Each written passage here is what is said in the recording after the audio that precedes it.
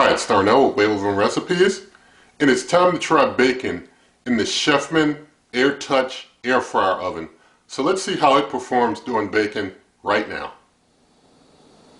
Alright, so to start, I've got the bake pan here, and I've got some wet paper towels that I've wrung the excess water out of, and just going to line the bottom of that bake pan with the paper towels that are wet. That helps to catch the drippings, ensure that there's not any like major smoke issues or anything like that. I use this basically with any air fryer oven I'm cooking bacon in. It helps a lot.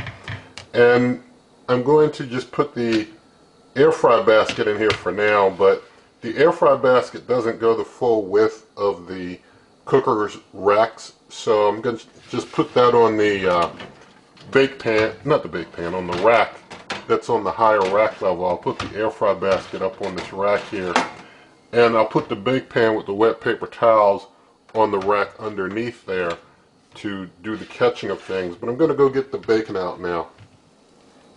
Alright, so I've got some good old thick sliced bacon here, and so I'm going to go ahead and just see how many slices it takes to fill up this air fry basket. I'll just, as I get them out, just lay them out this way. I guess they could go this way as well. So we probably can get more going this way than we could going this way. So I'll just lay them out going this way, and we'll see how many will fit. Okay, so I was able to get 1, 2, 3, 4, 5, 6, 7 slices comfortably on. I mean, I guess maybe if I bunch things together a little I could have got 8, but I wanted to give a little breathing room for them, so we got 7. Now I'll go ahead and put the bacon on in there. So put the bacon up on the rack here and set that bacon like that right there. Take this bake pan that goes the full width, put it down on the bottom there, and going to close things up and wake the cooker up. And now that the cooker is awakened, going to hit air fry. Going to leave it at 400 degrees Fahrenheit. Going to leave it at 10 minutes cooking time, and we'll try this. And the reason why I'm trying this is because I found that this cooker cooks things pretty hot and fast usually. I mean, it's you know, even though in my testing, if you have not seen the initial review, be sure to see that. But in the initial review, we saw it takes a while to get up to the max 450, but in some of the cooking that I've just been doing in general, I found this thing cooks pretty quick. I mean, it's making me think it might be, you know, more like towards the basket and air fryer level of heat and fast cooking versus some of the other slower cookers. And it may just be because it's one of the smaller air fryer ovens that it's able to cook things up pretty fast. But I'm going to see how it does at 400 degrees Fahrenheit in 10 minutes. And so going to hit start with that, and I'll bring you on back. Alright, we've got seconds to go, and it looks like 10 minutes is not going to be enough time at 400 degrees Fahrenheit. They are cooking along pretty good though. So I'm going to hit the time temp and see if I can add time.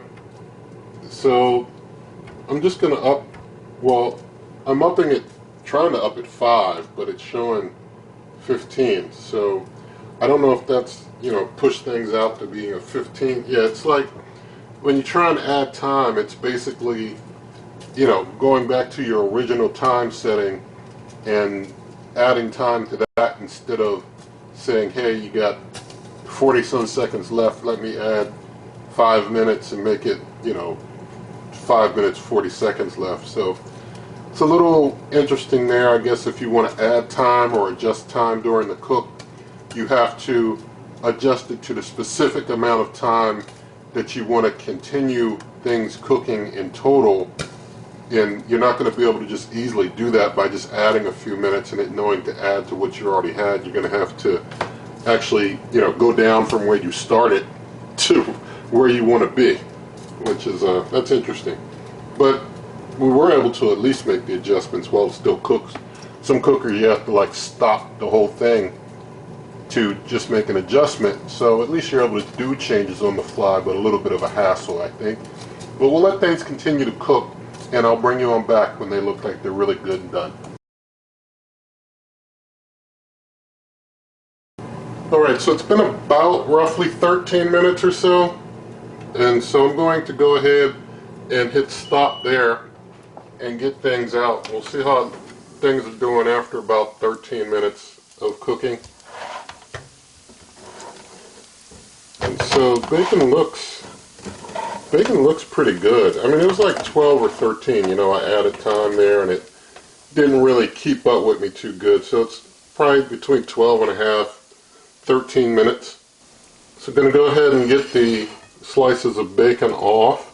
They look like they're, you know, fairly even, in my opinion. All the slices, middle, sides, front to back, I'm not seeing any major difference. I think things, you know, cook overall fairly even in this cooker. That is a plus for sure. I'm going to get the rest of these off of here. And as you saw when I opened the door, there was, you know, the typical waft of smoke when I opened, but there was no smoke at all coming out during the cook. So things were definitely smoke free. I mean, if you don't use like the paper towels with some cookers, as things drip down and that bottom gets hot, you can have some smoke problems depending on your cooker. But things worked out well. I'd say there were no smoke issues at all. That waft that comes out, you know, from meat cooking is to be expected, in my opinion. But there's our finished bacon. Tell me what you think about that.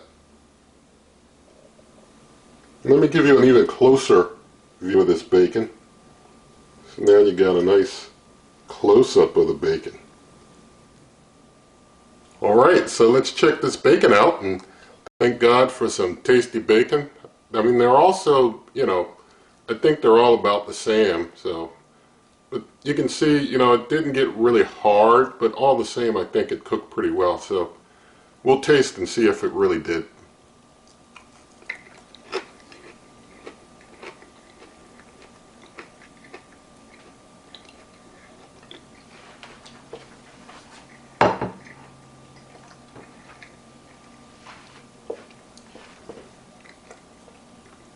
Alright, so it has, you know, a little bit of crisp to it, a little bit of searing, but a good bit of meat, you know, a meaty, it's more of a meaty bite than a, you know, really crisp, crunchy bite.